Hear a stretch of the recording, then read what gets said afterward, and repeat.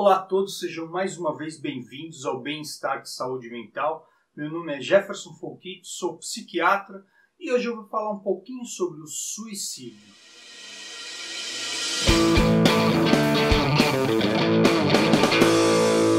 Suicídio é quando um indivíduo intencionalmente tira a própria vida. Infelizmente, os índices de suicídios têm subido nos últimos 50 anos, seja no Brasil, seja no mundo.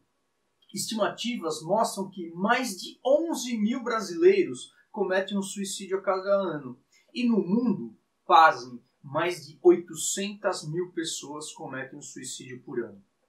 Entre os jovens de 15 e 29 anos, o suicídio é a segunda principal causa de mortalidade. E estimativas da Organização Mundial de Saúde acabam mostrando que a cada 40 segundos, um indivíduo comete suicídio. O que faz com que alguém cometa o suicídio?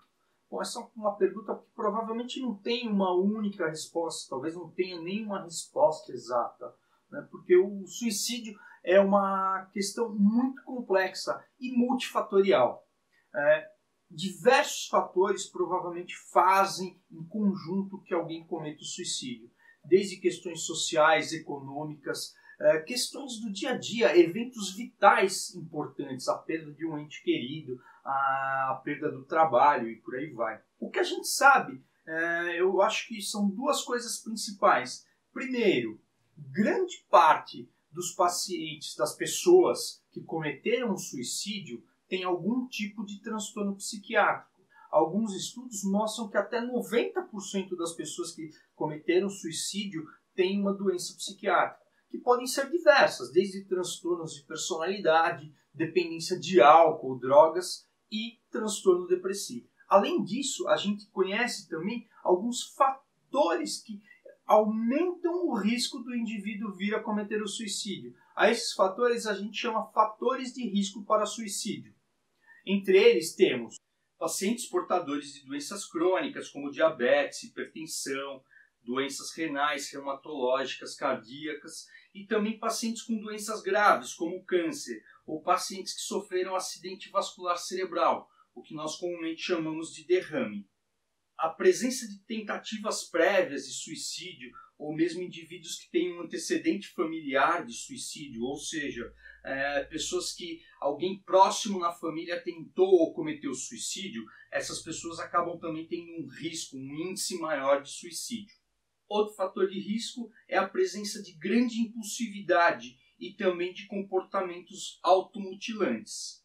Vemos ainda que pessoas que perderam um ente importante, um ente querido nos últimos tempos, têm um índice maior de suicídio.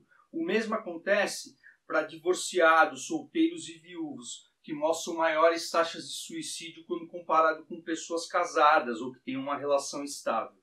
Indivíduos desempregados também apresentam maiores taxas de suicídio e o mesmo ocorre para pessoas com baixo suporte familiar e que têm uma sensação, um sentimento importante de solidão. Bom, então o que a gente pode fazer para tentar reduzir as taxas de suicídio? Eu acho que nesse ponto a gente tem que pensar, primeiro, o indivíduo que já tentou o suicídio.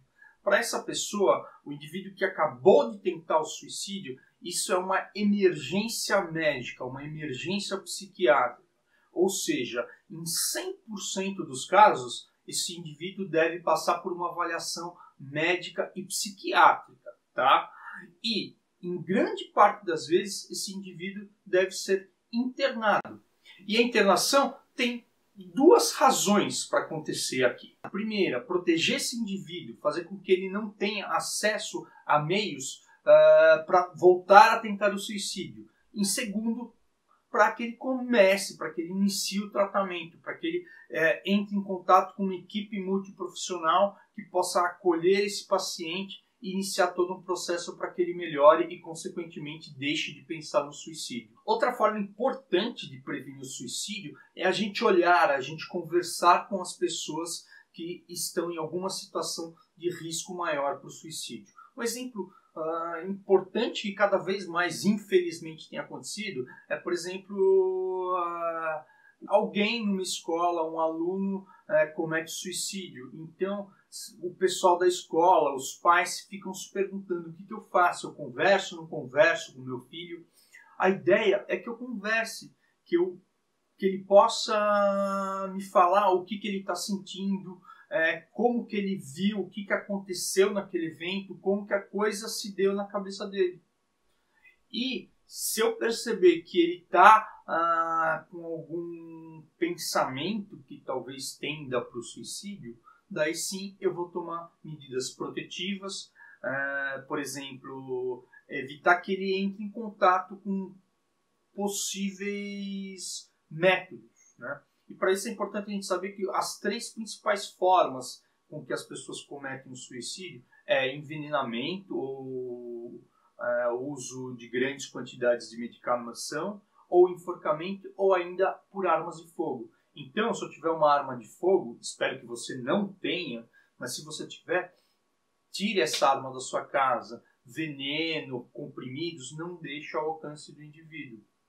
Com isso, eu protejo esse indivíduo, eu reduzo o risco dele vir a ter contato com algo que possa ser um meio para ele cometer o suicídio. E o segundo ponto, que é levar essa pessoa para um tratamento, que deve ser, de um modo geral, multidisciplinar. Ou seja, além da avaliação psiquiátrica, que sempre é muito importante, e quando o psiquiatra observar alguma doença psiquiátrica, o tratamento específico deve ser instituído.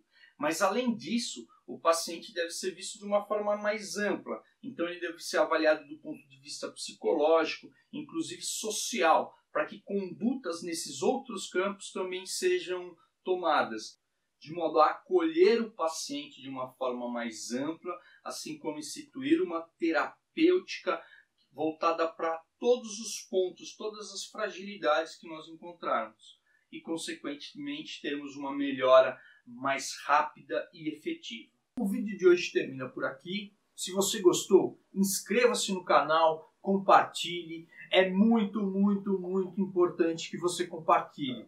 Falou? Um abraço.